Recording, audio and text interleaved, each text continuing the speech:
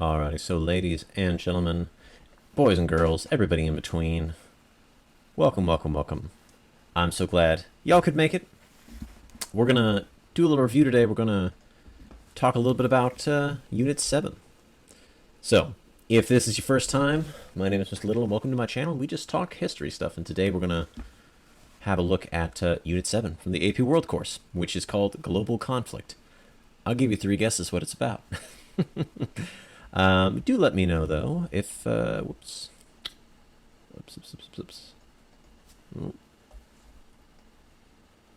There we go. Okay. 1 second, just got a quick duo fix on the audio capture device. And there we go. Is the audio coming through clearly?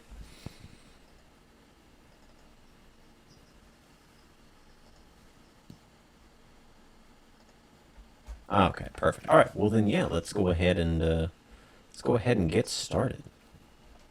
Let's go ahead and talk really quick. Actually, hang on 1 second. I gotta quickly.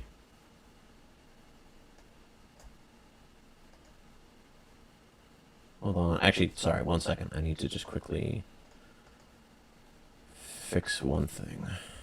Sorry, we gotta make sure because I don't want to. We had a really bad echo last time, and I didn't want to make sure we don't do that again, so I'm gonna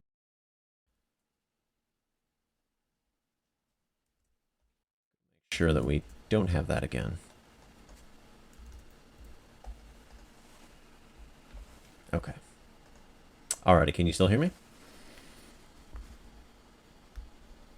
Okay, perfect. I just had to make sure we were only talking through one microphone, so thank you so much for your patience. And yeah, we're going to go ahead and just talk about Unit 7, which is all about global conflict. And as you can see, I've got these 2 hilarious memes here that correspond to World War II and World War I. I don't know, honestly, I don't know which one I like more because they both have great pop cultural references, including things such as the Grand Theft Auto game, where you respawn after you die, or the Trenches one, which is a reference to I believe it's a Drake song. I think it's a Drake song, yeah, but it's all good stuff. So anyways, as per usual, just want to start out with a couple of ground rules, which is that we want to treat each other with respect. We want to keep things school appropriate. I do have a zero tolerance ban policy. Feel free to mess around and find out. As well as participate. If you have questions or anything you'd like to point out or bring up or add to, by all means, please. We welcome that. Positive contributions, good vibes. But with that, let's talk a little bit about a couple of vocabulary words. And now we're not going to do we're going to just kind of define them really quick. But these are a couple of terms that come up a lot in Unit 7. And they apply to a lot of the societies that we're talking about, the events that we're talking about in Unit 7. Now, you might recall from some of the other streams, we've talked a little bit about ideology. Ideology being kind of a series of ideas that coalesce into a single belief. So, for example, like communism, that's an ideology. Fascism, that's an ideology. Democracy, that's an ideology. So a lot of what we talk about in this particular unit has to do with some of those ideologies. We've also got something called totalitarian, which is a term that refers to any kind of government which is any kind of government which has total control, right? Total subservience to the state. Totalitarianism and utilitarianism, not quite. I think those are utilitarianism is a system of belief, and totalitarianism is another system of belief. But utilitarianism has more to do with the distribution of resources and proper action, whereas totalitarian has to do with usually it's more government. That doesn't mean a government can't be utilitarian, but from my understanding, utilitarianism usually applies to making decisions, if you will. Like, do we spend money on giving everybody ice cream, or do we spend money on building a hospital, right? Which would be the one that we'd want to do. So, anyways, that would be utilitarianism. So we have total war, which we'll talk a little bit about as it comes along, as well as propaganda, which is a word we throw around a lot today in our society. But essentially, it's information that may be biased or just slightly misleading, but it's designed to sway people in a very particular point of view or a very particular idea. So we'll talk a little bit about propaganda when we get there. But yeah, these are just some terms that tend to come up in Unit 7. They tend to show up in questions or multiple choice or free response that deal with Unit 7. And so these are just some ones to be familiar with. Cool. Now, the thing about Unit 7, and not all AP units are like this, but the thing about Unit 7 in particular is that Unit 7 actually does kind of go in chronological order. It goes step by step by step by step by step. And so it's kind of nice, actually, because you can follow along and just sort of pick up things as you go.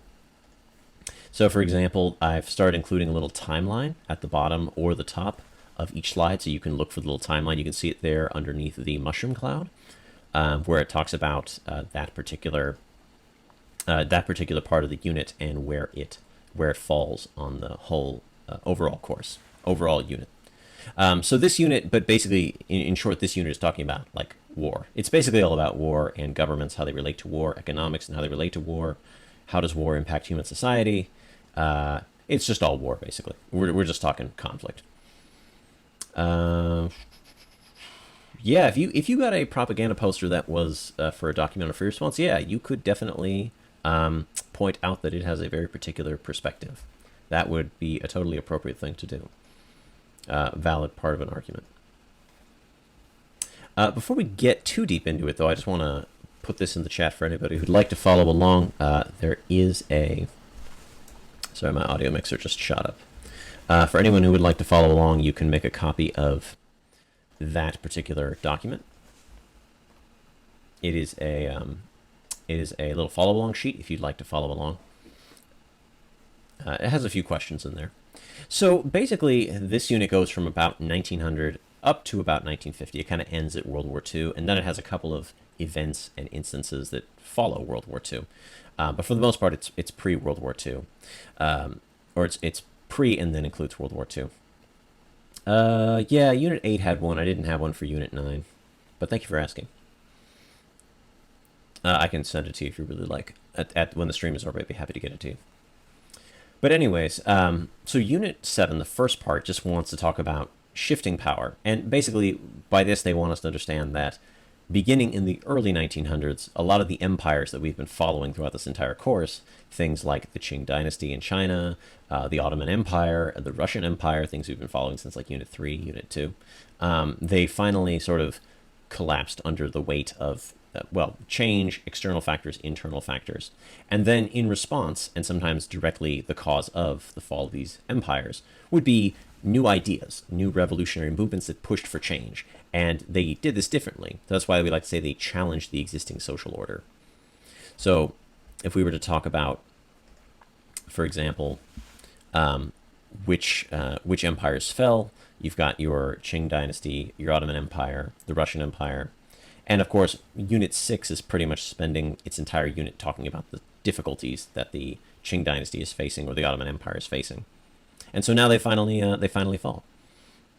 And so in their place, though, rise a number of other ideas, new ideologies like nationalism. So the Young Turks, for example, they were a very nationalist group. And even though they didn't end the Ottoman Empire themselves, they dragged it into World War I, which was arguably its death blow that it would never recover from. You've got the Russian Revolution inspired by communism. You also have the Mexican Revolution, which, as we just found out, was the topic of the written AP exams, DBQ.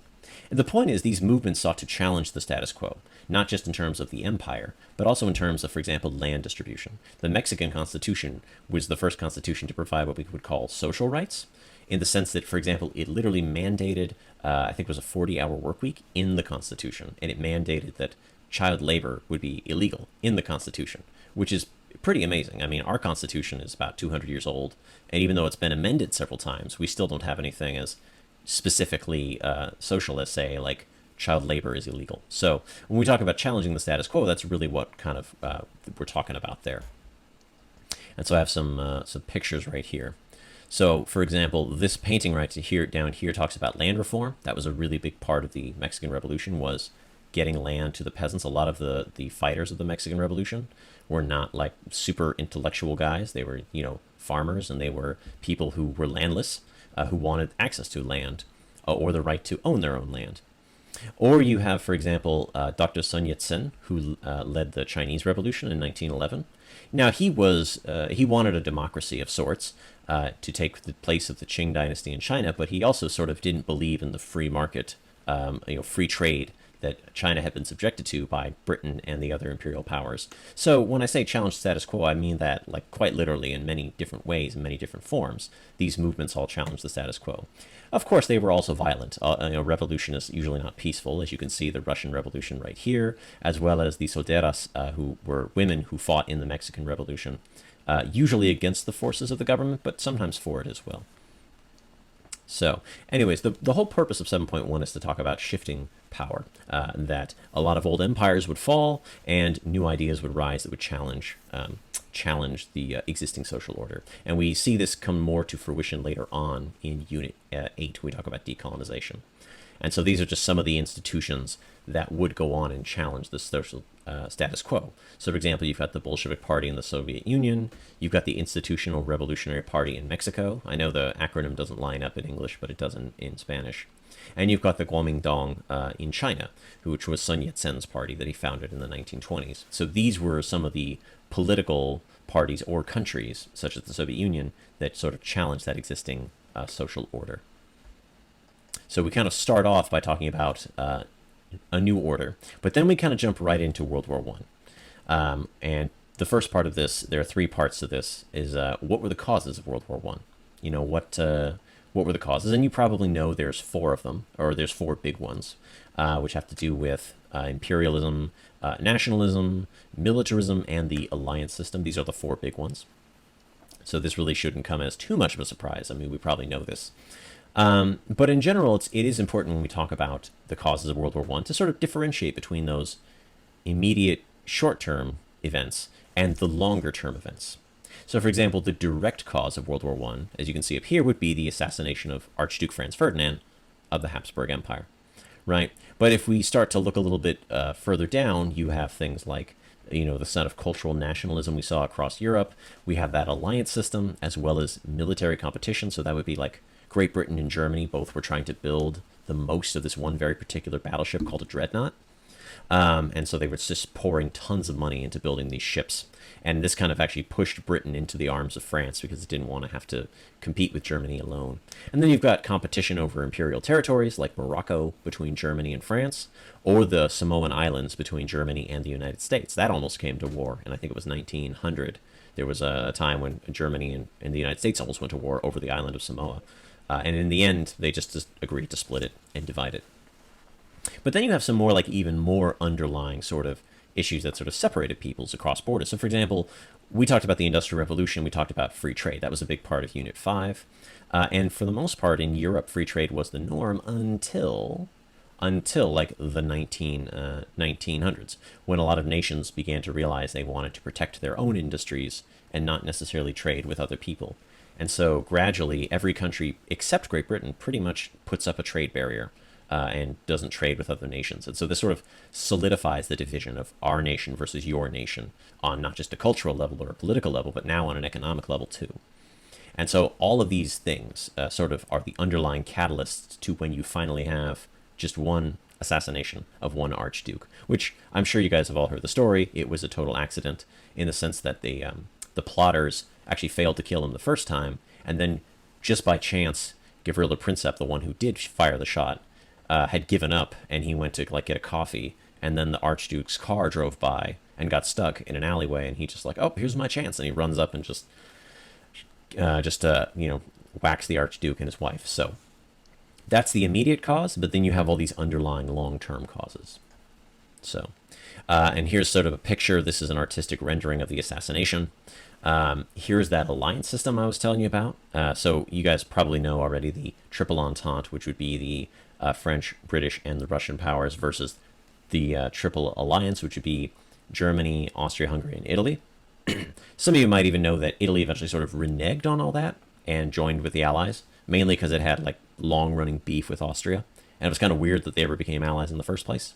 So, and then down here you have a picture of the battleship Dreadnought, which is one of those ships that Germany and Britain were like rushing to build, spending tons of money on.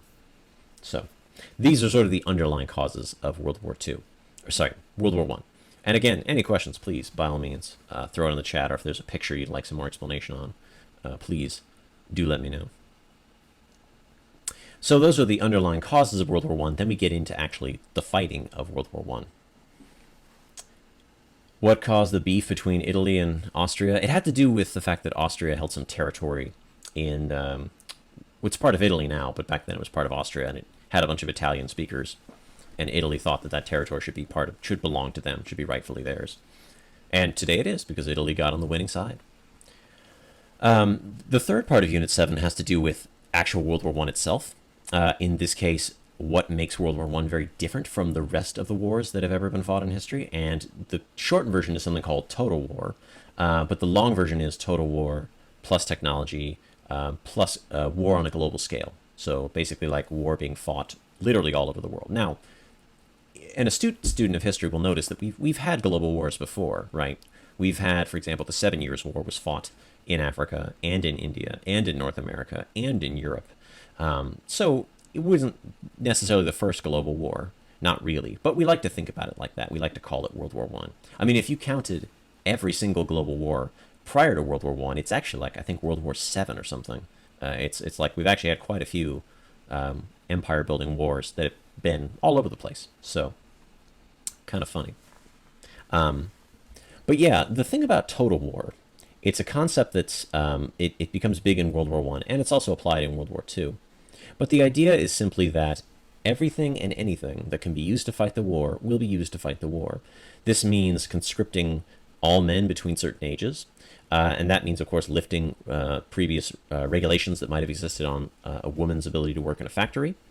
For example, like I remember reading in Austria, they lifted any rules that had previously been in place, telling women they couldn't work in factories or work at night or anything like that. So they lifted all of those. This also means, of course, recruiting soldiers from your colonial possessions to serve in your armies. So, for example, Britain had, I think, 1 million soldiers from its colonies that now make up Bangladesh, Pakistan, and India. There's been some really great movies, by the way, that have been made in India about Indian soldiers serving in World War I. They're really great movies. This also means government control of war materials. Now, rationing is a really hard thing to consider in modern-day America because we've never had to do it. But you might remember, I think this was just a couple of days ago, it might have been last week, when a pipeline shut down because it got hacked. People just blitzed to the gas station and filled up on gas. There was a lot of really funny pictures going around. I don't know if anybody saw that, like people like literally putting like gas in plastic containers, like plastic tubs, and just like filling it with gas. That's the kind of thing rationing is supposed to avoid, like a mad run on resources, a mad use of resources.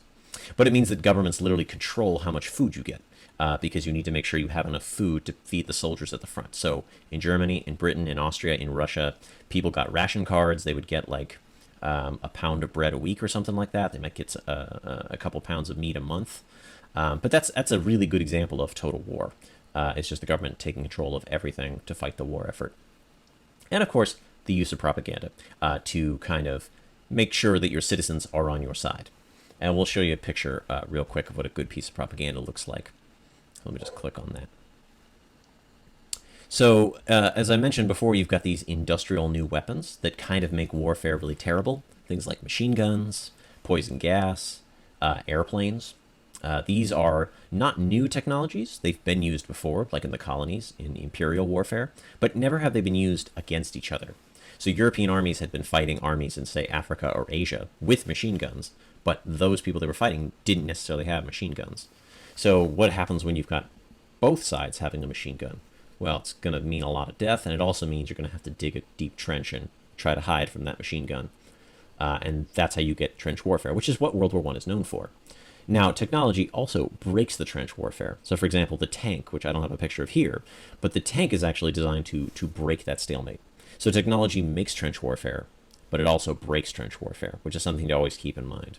Now, this propaganda poster you can see right here is designed to be sort of a shaming poster. So, for example, it's a little girl, and she's reading what might be a history book, and then she's, asking her dad. It says down here, Daddy, what did you do in the Great War? And this person just kind of, uncomfortable face, like, kind of like chew it over with Twix moment. Just sort of like, what are you going to say in many years from now when your child is sitting on your lap? What did you do in the Great War? Kind of thing. So in this case, it's designed to shame young men into going to fight, or like make it their patriotic duty to go fight. So That's usually what propaganda did. Now, propaganda in World War One, and I'm going to touch on this in a second, is a little bit different than propaganda in World War Two. Propaganda in World War One is mainly like nationalistic for the nation, whereas propaganda in World War Two is a bit more ideological, and I'll talk about what I mean when we get there. But the point is, use propaganda to get your citizens to support the war effort or to buy war bonds. That was a really big one, to raise money for the war. Now, of course, the war is also on a global scale, as I mentioned. So, for example, the British military used its force of Italian and New Zealand soldiers to try to knock the Ottoman Empire out of the war at a battle called Gallipoli. The whole idea was they were going to capture the Ottoman capital, knock the Ottoman Empire out of the war. That didn't end up happening. They got caught on an island and on some cliffs and were not able to capture the Straits of Gallipoli. And so that was a bit of a defeat. It's considered one of the worst defeats in British history. It is celebrated, though, in Australia as Anzac Day because it was mostly Australian soldiers who were fighting there. Then you have, in the middle, you have a colonial soldier in East Africa, in German East Africa. So this is a African soldier waving the German flag. And then also you have over here, you have a kind of an artist depiction of the British and Japanese force that captured the German colony at Tsingtao in China. So you have a war on a global scale. So not only is the war being fought everywhere, those who are involved, whether by free will or by force sometimes, are involved in this conflict that fundamentally begins in Europe and then spreads out to the rest of the colonies. So when we talk about a global war, that's what we mean. But again, astute observers will notice we've seen this before in history. We've seen, native allies fighting with European settlers and, British adventurers in India making deals with local princes. So not exactly new, but it is kind of new. Now, what eventually leads to the end of World War I? It's the simple exhaustion of Germany. So Germany is finally defeated because it simply runs out of men, runs out of material, and the United States comes in bringing fresh men and fresh material for the Allies, and they eventually manage to defeat the Germans. Then you get the Paris Peace Conference and something called the Versailles Treaty. Now, the Versailles Treaty is really complicated. It had something like 400 articles. Really big treaty. But the point is, what you would need to know about the Versailles Treaty would pretty much just be that it took away some territory from Germany, as you can see here on this map on the left side of the screen, as well as it required Germany to pay a lot of money. Germany had a very large indemnity. It had to pay a lot of money because the Allies decided they were going to charge Germany for everything. And that meant everything. So not only did it have to pay to rebuild parts of France, it also had to pay the pensions of soldiers who had died. It had to pay the widows' fund. It had to pay medical expenses for soldiers that were injured, even if they were not injured fighting Germans. The Allies made them pay a lot. Now, in the end, they didn't actually repay most of this. They actually stopped making payments after about 10 years. And they only resumed it after World War II. And then they only paid it off in, I think, sometime in 2015, I want to say, Germany made its last payment on the Versailles Treaty dues. So they did eventually pay it off, but not immediately. The other thing to keep in mind is that one of the reasons why why Germany came to the negotiating table and didn't just fight to the end was that Woodrow Wilson, the leader of the United States at the time, had this idea. He actually had 14 points, as you might remember from class. He had these 14 points, one of which was something called self-determination. And that meant, at least in theory, that peoples would be allowed to determine their own future. And this meant, for example, the Hungarians could choose whether they wanted to be with Austria, or the Czech people could choose whether they wanted to be in Austria. And we'll touch more on this in just a second. But this idea of self-determination was very popular. It made Wilson, for a really short time, the most popular dude in the world. Of course, this didn't really apply very much outside of Europe, as the treaty would show, and as we'll talk about in a second. But for example, the Allied powers did not restore that German colony to Germany. They actually gave it to Japan, who had captured it during the war. Now, the Chinese were furious about this because they had given money and not soldiers, but they'd given men in a labor corps and sent them to France to help with the effort, not actually soldiers. But they were furious because they thought that the contribution would have gotten them their territory back, and it didn't. And so this picture you can see in the middle right here, this is the May 4th movement in Beijing, and basically sort of made the Chinese students protesting what they saw as unfair and unequal treatment of China. This would actually kick off the Communist Party in China. They would get their start kind of with the May 4th movement. So this would have ramifications down the line. But the end of World War I essentially redrew the map of a lot of the world. And even though there was a lot of rhetoric about self-determination, people being allowed to choose their own futures, it didn't always pan out. It didn't always, outside of Europe, that didn't really pan out. And it left Germany very upset, arguably losing territory, losing the war, having to pay a huge bill. We'll talk more about that in a little bit. So with World War I over, we move into what is known as the interwar era. This is basically 1919 through 1939. So this is like a 20-year time period. And what this era is most notable for globally is what we might call the Great Depression, even though it happened in 1929. And governments responding to the Great Depression. That's what the College Board would like you to know. So that's what we'll talk a little bit about here. So what are the causes of the Great Depression? Well, there's a lot of them, actually. And again, like with everything in world history, it's really complicated. But there are three big causes that I wanted to share with you, one of which was just the overproduction of everything. So during the war, everybody's manufacturing and industrial capacity had just been turned up to 10 to produce as much as they possibly could. After the war, companies still want to make money, so they churn, they start, they're pumping things out, they're producing goods. But eventually you reach a point where it's just, who's going to buy anything? There's just only so much you can buy. And so there's just a glut of goods both in the agricultural sector and in the industrial sector. And suddenly factories start, not being able to make money off the goods they produce, and then they start laying off workers. And so you had this sort of tenuous situation on the production side. And then you have the fact that, the economy of Europe had been completely wrecked by the war. And so both the winners, such as France, and the losers, like Germany, were dependent on American loans to kind of prop them up. Without American loans, they wouldn't have been able to make it. And so Germany borrowed money from the United States to pay France its Versailles Treaty dues. And then France paid that money to the United States because France owed them money from during the war. And so you literally had this cycle of borrow, pay back, borrow, pay back, borrow, pay back. And what happens when the U.S. stock market crashes because of overvaluation, speculation, margins trading, and if any of you watching know anything about stocks, you probably know some of those terms. You get a lot of banks failing, and suddenly no one's there to loan money to Germany, to pay to France, to pay to the U.S. And so you get this cycle, this downward spiral that leads to the Great Depression. And this is a worldwide thing. So all over the world, factories kind of grind to a halt, industrial agriculture sort of stops, even in places outside of Europe. Countries that had exported their goods to Europe, suddenly there's no demand in Europe because no one has any money. So even countries like Brazil and places like Chile are affected really badly by this. So that is why it's a global depression. Now, what do you do about a global depression? That's a good question. There are a couple of big responses. So there was the fascist model, which would be,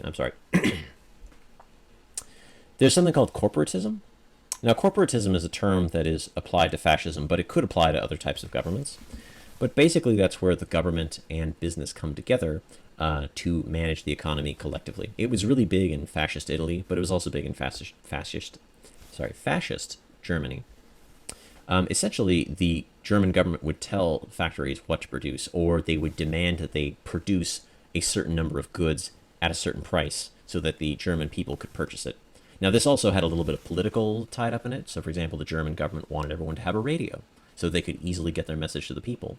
So they insisted, for example, that, factories produce radios at a certain price so people could buy them. The United States, on the other hand, sought to kind of move away from the Depression by something called public works projects. The idea being that we will spend government money to give people jobs that will give them money that they can then spend. And this will kind of get the economy going again. This is something called Keynesian economics. If you ever want to go study economics, this is a big school of thought within economics. It's widely believed that the social welfare programs of the New Deal of Franklin Delano Roosevelt in the United States did not end the Depression, though they might have alleviated some of its worst features.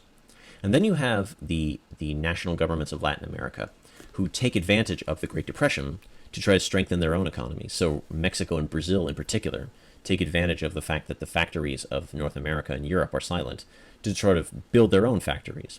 And to do this, they take over the foreign-owned assets of, for example, the petroleum companies that get their petroleum in Mexico. So this is what we call nationalization. That's to take over foreign assets to generate a source of income. So, for example, Mexico took over the oil companies that operated in Mexico and created a state-run oil corporation, which they then used to fund social development and industrialization. That corporation is called Petróleos Mexicanos, or Pemex is the abbreviation. But so these are just some government responses to the interwar economic crisis. And then they'd like you to know about the Soviet Union as well. Now, the thing about the Soviet Union is that the Soviet Union wasn't even in the world economy at this point. Being a communist country, the Soviet Union actually pulled away from the world economy. It wasn't involved, wasn't trading with anybody except Germany. They had some secret trade stuff going on, but for the most part, the Soviet Union wasn't affected by the Great Depression because it wasn't in the world economy. How could it possibly be affected? So, but the 5-year plan is an interesting example of how a government can guide economic life. And so that would be the government using its power to industrialize. So this would be guided, directed industrialization. So this would be the Soviet Union telling its workers, "Hey, we're going to build this factory here, and we're gonna pick up a bunch of laborers from one area of the country. We're going to move them all over there, and they're going to build that factory. How tall is it going to be, or how much is it going to need to produce? The government will decide." And this did result in an increase in, like, for example, steel production and coal production, and some factories that had never existed, for example, in Russia ever before were created. But it wasn't always very efficient. Like, it was very wasteful in terms of like how much material was used to like build a factory. It wasn't terribly efficient. But when you're going from very little industry to a fully industrialized country, I mean, it's a pretty impressive leap. It looked very good to many parts of the world, because remember, this is like in the middle of the Great Depression.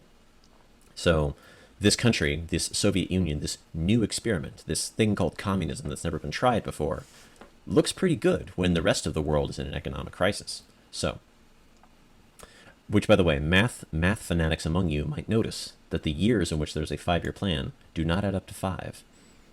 The USSR more Unit 8, yeah, there's more of it in there. It's a little bit here, though, because of World War II, which we're going to get to in just a second. Just take a quick sip of water there.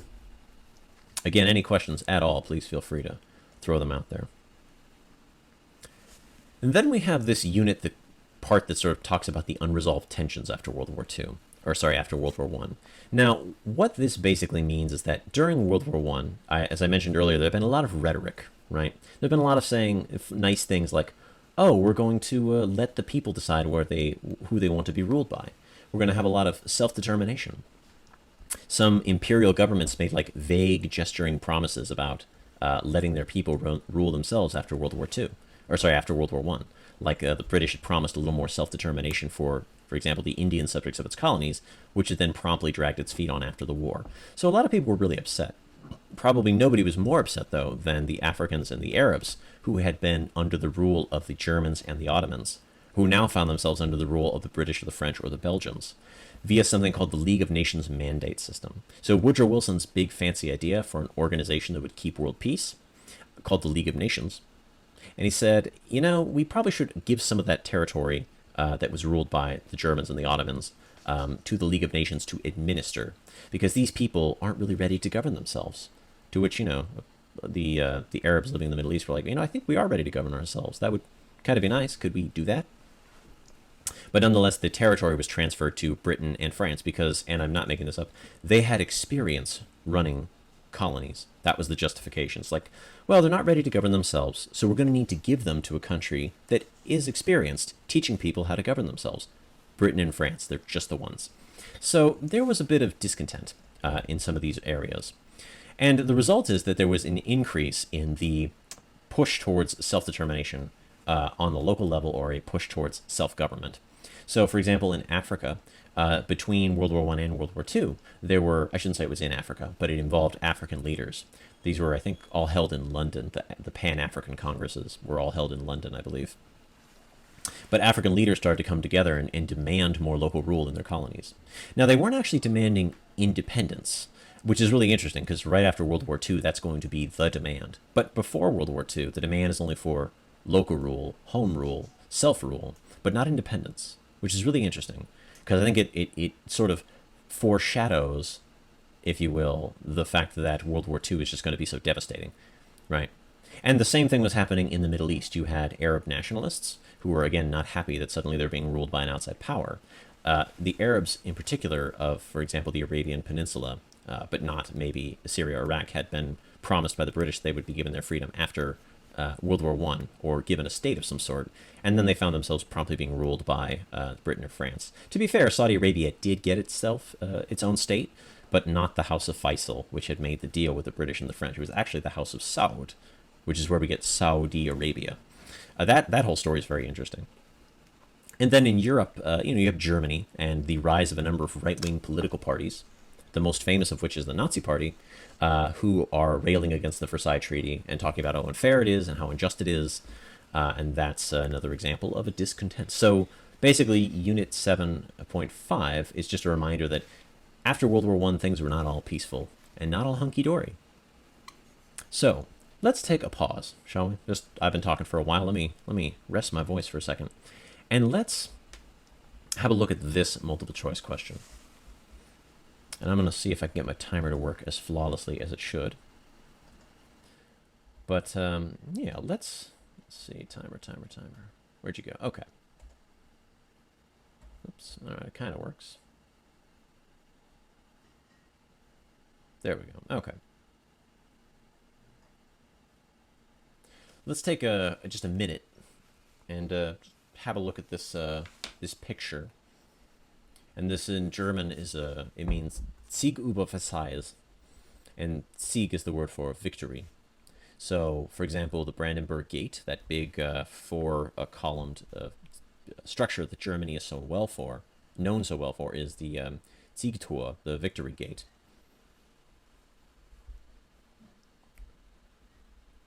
But if everybody in chat wants to take a second and put down their thoughts on that.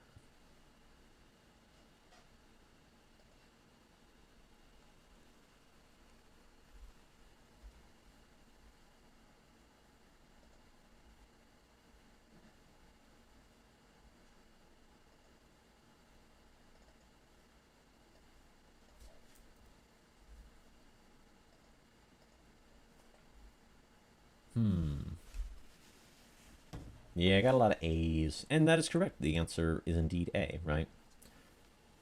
To overcome the Versailles Treaty was one of the big pushes of the Nazi government. And this poster, even if you're not entirely sure when the Nazis came to power, you can very clearly see the well-known Nazi symbol right there in the middle of the poster, breaking the chains that symbolize the Versailles Treaty.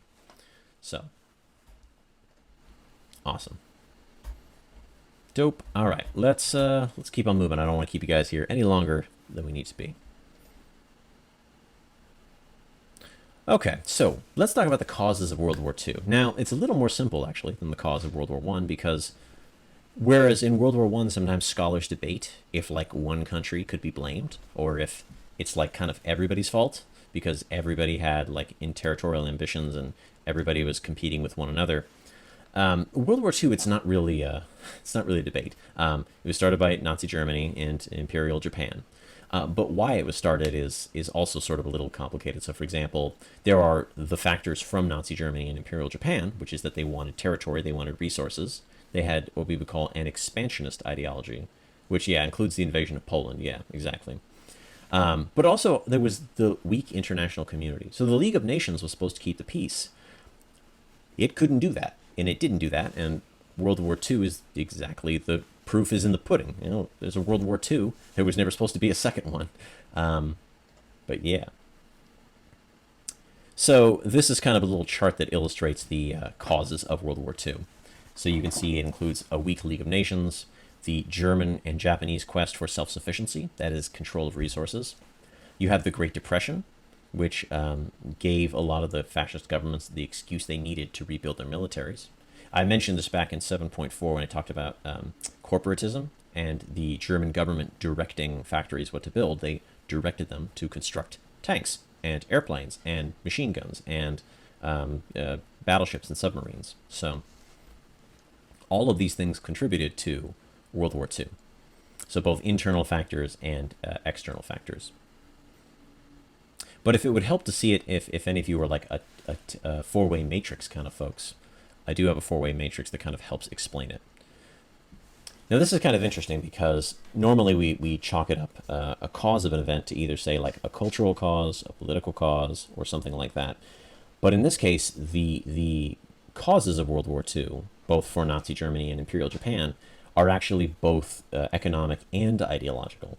Now, for example, in Germany, there was this idea that they had to conquer the Soviet Union. They had to go east, Dragen nach Osten, and they had to conquer the USSR.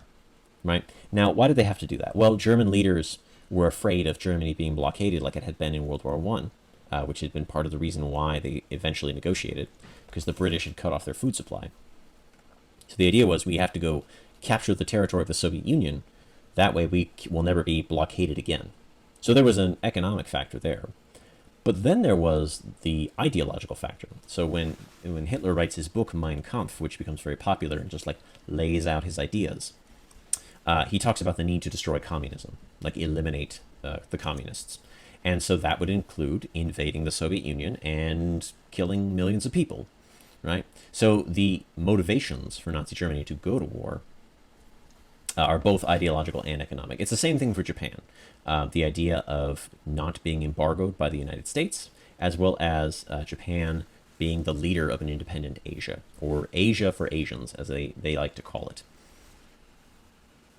So, for example, here are some cartoons that kind of illustrate the point. So this is a Japanese poster that shows a Japanese child, a Chinese child, and a Manchukuo, which was this puppet state Japan had created out of northern Chinese provinces. Manchukuo, which you can see here in green on this map. And then you have German expansionism, which was known as appeasement before the war. That is the Western allies, Britain and France, in an attempt to get Hitler to not go to war with them, had been giving Hitler what he wanted. It's something called appeasement. If you've ever given someone something because you didn't want them to bother you, so for example, if you have a younger sibling who comes into your room and bothers you all the time, and finally you just give them, like, I don't know, you give them the controller to your PS4. I don't know. You give them something, right? You give them something just to get them out of your hair. Like, leave me alone. Gosh, just like go away. It's kind of what Britain and France did. Hitler said, you know what? I want the Rhineland back. It was taken from Germany under the Treaty of Versailles, or was demilitarized. He's like, I want to put soldiers there. And so he did. And Britain and France said, okay, well, we can give him that. Not a big deal. And then he starts demanding all these other things. That's a policy we call appeasement. And the only time when it finally stopped was with Poland, as Darkwing's pointing out, right? It finally stops with Poland when Britain and France are like, no more appeasement. Now we go to war. And that's how World War II starts. Speaking of World War II, World War II, like World War I, total war. But the difference was this time you have a slightly more ideological tint to the conflict. You see, whereas in World War I, when it started, almost every state participating in it was an empire of some sort. The British Empire, the French Empire, the Russian Empire, the German Empire, the Austro-Hungarian Empire. Everybody was an empire. It was a war of empires. Now we have a slightly more ideological bent, right? Now we've got the world's first communist state in the Soviet Union. We have the world's two most fascist states in Italy and Nazi Germany, and we have the democracies of the USA, France, and Great Britain. So now it's much more of an ideological conflict, right? It's not just nations fighting for stuff. Now it's ideas fighting for stuff. Like, whose idea is going to come out on top, right? And I'll show you kind of how this manifested itself in just a second. But like the other total war, it involved the use of things like food rationing, the mobilization of colonial soldiers, but this time it also included things like the mass targeting of civilians. Because World War II and the 20 years that came before it saw leaps and bounds in development of military technology, this now meant it was possible to target civilians on a wide scale that had not been previously seen. So, for example, things like planes, jets are able to fly over the front lines and drop bombs on the cities of the people of the nations that are being fighting against each other. So as early as like the opening days of the war, the British were able to fly from Britain to Germany, drop bombs, and fly back, even before British soldiers and German soldiers had ever met. Now, the point of that is that normally we think about war and fighting, and we think about, soldiers on the front lines. But after World War II and during World War II, suddenly it's very possible to attack your enemy directly and hit their civilians and hit their production capability. So That's one of the fundamental changes in World War II is now civilians are a target, and it's not like an accident. That's not to say that like soldiers in the past had never targeted civilians. We hear many soldiers. You guys might even remember the Mongols, right? Genghis Khan and the Mongols famously would like kill civilians, burn cities to the ground, and do horrendous things. But on occasions that was like an accident, like after a siege that went on for months and all your soldiers are furious and half starving, they get into the city and then they start, pillaging and murdering people because they're angry. Like it's not intended. It's unfortunate, but it's not intended. Now it's intended. Now we're purposely dropping bombs on the city because we want to hit the factory or we want to hit the railway station or we want to hit this. And if civilians get hit in the crossfire, that's not our problem. World War II, I think some historians said it was the first war where more civilians were the direct targets of violence than military people were the direct targets of violence. So this, along with a plethora of other technology, some of which actually becomes popular today. So, for example, if you think of, for example, like plastic, with this pen, right? Plastics were developed during World War II. So that's kind of something we got out of there. Yeah, the bombing of Hiroshima and Nagasaki are usually considered to be examples of the targeting of civilians. Now, nowhere on the test are they ever going to ask you about like a battle during World War II. They wouldn't do that. But in general, if you just need to know like the gist of the war, kind of like the really short version, the TLDR, it would be that for the first couple of years of the war, the Axis won. That's Germany, Italy, Japan. And then for the last 3 years of the war, the Allies win. That's the US, the UK, China, and the Soviet Union. They win the war. Now, of course, this ignores the question of, did World War I actually start in 1931 when Japan invades China? I don't know, right? It just kind of depends on how you ask. But most, mainstream textbooks, mainstream scholars will say 1939 when Germany invades Poland, kicks off the war. Then Germany and Japan expand and win battles for 2 years. And then after that, they start to lose ground, mainly because they just can't build as much stuff. The United States and the Soviet Union are two of the largest economies in the world at the time, and they can just build stuff, and I'm going to show you something else really quick. It's kind of cool. Here's some of that new technology, by the way. So things like antibiotics, the first jet fighters, the first jet planes, it's kind of a big thing, as well as handheld submachine guns. Now, I know we're sort of used to in movies today seeing like, a machine gun you could hold in your hand or you play Call of Duty or whatever. But, that was a pretty big thing back then. The fact that you could have the power of a machine gun just in your one person, and it wasn't even that heavy, right? It was kind of a big deal, right? So we got a lot of new tech out of World War II, same as with World War I, kind of fundamentally reshaped the way we do war. We also see, again, propaganda. Now, what I'd like to point out here is sort of some of the things we see about a total war. So, for example, the Soviet propaganda on the left side, features Stalin as sort of like the father of the nation, and then all these flags, and it basically says down here in Russian, like, drive the invaders from our land, like, drive the invaders from home. And this sort of is sort of a nationalist, but also in a weird way, like, communist nationalist depiction, right? The idea is that the Soviet Union, being the world's first communist state, has a special place in history, has a special destiny, and it needs to be protected. And so, therefore, the fascists need to be defeated and driven out, right? Now, this German one over here on the right, I've covered up the swastika, but this is a German poster. It says the word Lebensraum down here in the corner. It's kind of hidden by the little toolbox, but it says Lebensraum, which means living space. And it's kind of funny because in German today, that word Lebensraum, it just means like habitat. So if you go to the zoo in Germany, you'll see a sign that says der Lebensraum von dem Löwen, which just means the habitat of the lion. But in World War II context, it means living space. It was one of Hitler's big ideas. And the idea was that we have to take the territory of the Soviet Union. Or in this case, we have to take back territory in Africa. So, and then, of course, I mentioned rationing earlier. And this water poster right here about saving water is a great example of, like, rationing, right? Don't waste water. We need the water. So, again, this is kind of an example of that ideological tint that World War II had. Whereas, in World War I, your propaganda posters would have said something like, oh, your nation sucks. No, your nation sucks. Well, your nation sucks worse. Well, your nation's so fat, it was just like, kind of pointing back and forth. World War II, it's a bit more ideological. And that's one of the things to keep in mind. And of course, as I mentioned before, the total war, which included the mobilization of colonial soldiers, the rationing of goods, like, and I mean everything. Everything was rationed: bread, water, coffee.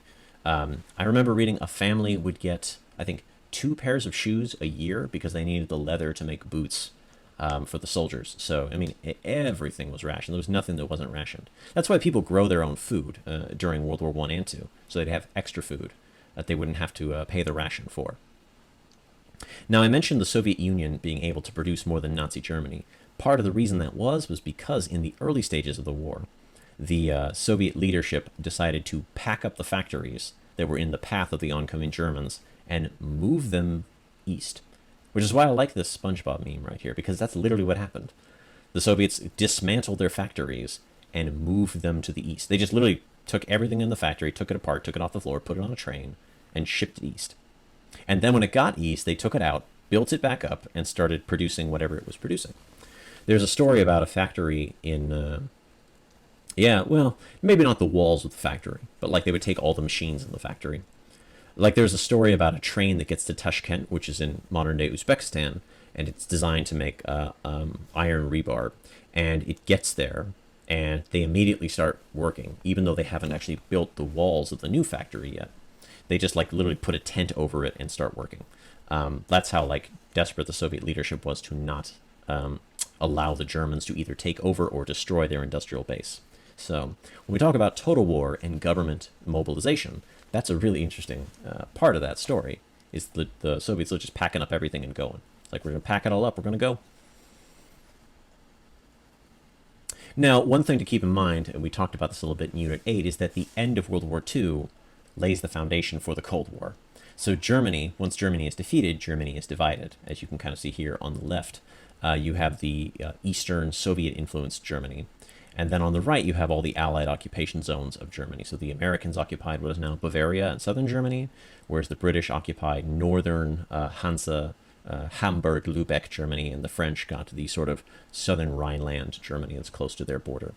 Now, the Soviet Union also was able to influence and have some say over the politics of all the states of Eastern Europe because the Red Army, the Soviet Army, had defeated the Germans and pushed them out of those places. And so, you know, the communists in these countries had existed for a while, but they'd never been like super popular. But now that the largest communist nation on earth has its entire army stationed in your country, suddenly the communists suddenly become a lot more popular. And they start to win elections spontaneously. I wonder how that happened. So this is kind of how the end of World War II lays the foundation for the Cold War that's going to come after it. So that's kind of the origins of the Eastern Bloc, is the Red Army destroying the German army in the East, and then being able to sort of dictate the politics of the Eastern European states. So the very last thing that Unit 7 mentions is something called mass atrocities. Now, this is something I think you mentioned earlier, Darkwings, about the bombing of Hiroshima, right? The use of nuclear weapons. That is one example of mass atrocities during the 20th century. But basically what the College Board people want you to know, right? Yeah, you got some of the other ones there. What they want you to essentially understand is that the 20th century was uniquely bad. Now, to be clear, I don't know if I even agree with that completely. I don't know if the 20th century was more violent than like any other century, but this is what they'd like you to understand. This is the time when we start talking about genocide, which is a really unfortunate subject. But one of the things I'd like to address is why. Like, why was the 20th century, if we say it was the most violent, why was it so violent? And it's true, we have war. We have World War II and World War I. But I think we also have, there's a couple of other factors that really kind of play into this. And one of which is the fact that now you have all this industrial technology. You have murder on an industrial scale. And like you have some of like the worst parts about the Industrial Revolution being used to kill people. Students ask a lot of the time, you know, as it relates to the Holocaust, they're like, well, how did they know? Like, how did the Germans know who was a Jew or who wasn't? It's not like that's something you would wear. It's not like your skin, right? How would you know? And so the reason is because people keep records, right? Governments take census data so that they can know who's in their country. And synagogues keep records of their members. So it didn't have to necessarily look because they had all the information. They had all the data. And so that's how they knew. And then they had trains where they could take them to the camps. They had industrial scale crematoriums where they would burn the bodies when they'd worked them to death. So it's literally all of the most horrendous things about these genocides is their industrial nature, at least some of them. The Rwandan genocide, for example, was not very industrial, although it was organized quite efficiently. And this kind of goes to the second thing, which is that the state has a lot of power. Like the 20th century probably is the height of state power in terms of the government being able to do things or people being able to work with the government to do things. We talk about empires a lot, right? So like the Ottoman Empire or the Qing Dynasty or the Russian Empire. And even though they were big and they were ruled by kings, they weren't actually able to do very much because they were so big and there were so many layers of government there. But the modern nation state was just small enough and just efficient enough that it was able to do these horrible, horrendous things. And then you also have something called the totalizing utopian ideologies. So communism, fascism, nationalism, imperialism, all of these ideas are essentially that a better future awaits, or that you must do this to save your country, and you're going to need to have ruthless dedication to do this. If you truly believe that you're building a better future, what wouldn't you do to get there? If you truly believe that what you're doing is the best thing, if you're building paradise or a utopia, right, what wouldn't you do? Right? You would do anything. And that's part of the reason why the 20th century is so violent. We have these ideologies that are so totalizing, right, and utopian promising, that they lead people to do really awful, horrible things. So that's something to keep in mind when the question of why comes up. Why is the 20th century so violent? These are some of the reasons. So there are a couple of examples that you guys have already listed a little bit of, and the College Board has given. But I think it is important to draw a few distinctions, because we do tend to talk about, for example, the Holocaust as being part of World War II, and it was. But the beginning of the Holocaust happened long before World War II broke out.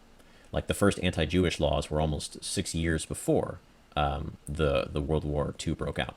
And so it's worth noting that violence in peacetime and the targeting of civilians in peacetime and the beginnings of mass atrocities can begin in peacetime. Now, war provides a convenient cover. You can do things under the cover of war. That's, for example, the Armenian genocide was done under the cover of war, or the Herero and Namaqua genocide in German West Africa. And this is even before World War I. This was done under the cover of a rebellion, right? War gives you the excuse to commit really bad atrocities, but you don't always need war. And you don't always need, for example, weapons. So in the communist governments of the 20th century, starvation was a big tool, a weapon, whether wielded intentionally or unintentionally. This was what we would consider mass violence. So the targeting of social and cultural groups, the use of food as a weapon, as well as the violence of war, these things all speak to the 20th century. And again, they speak to the power of the state and the totality of these ideologies. So, for example, a government with access to trains and records and planes can potentially grab up all the food and move it around, right? Whereas governments in the past may not have been able to do that.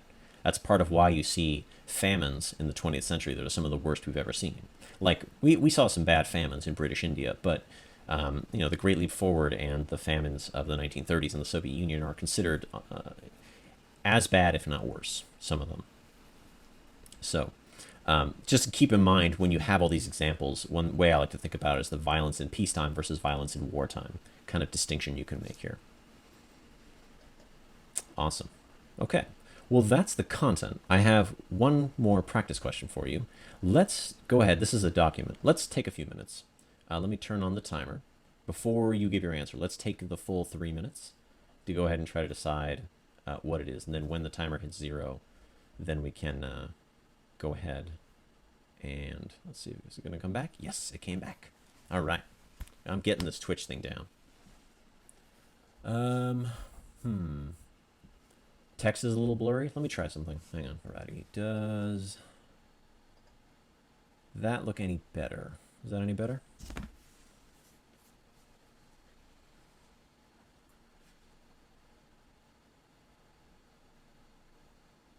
And you know what? Just since we're at the end of things now, I can just reset my, I can move my screen a little bit. We can do it just for this particular question. Here, we can extend it just for this particular question.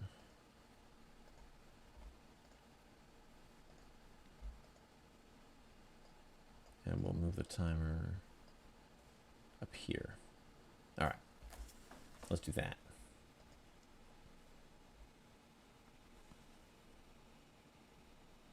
So we'll take those 2.5 minutes, then when that hits 0, you can go ahead and tell me what you think.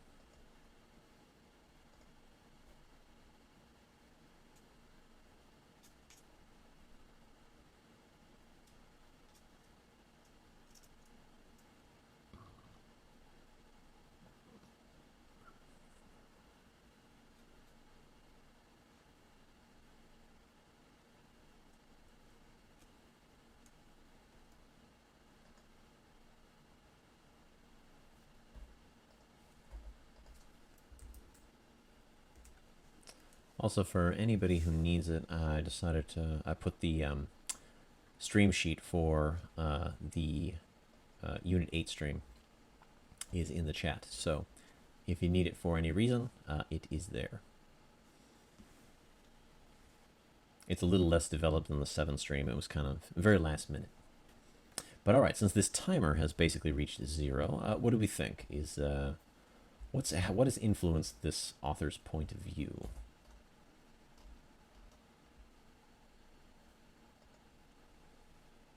Looks like C is our answer.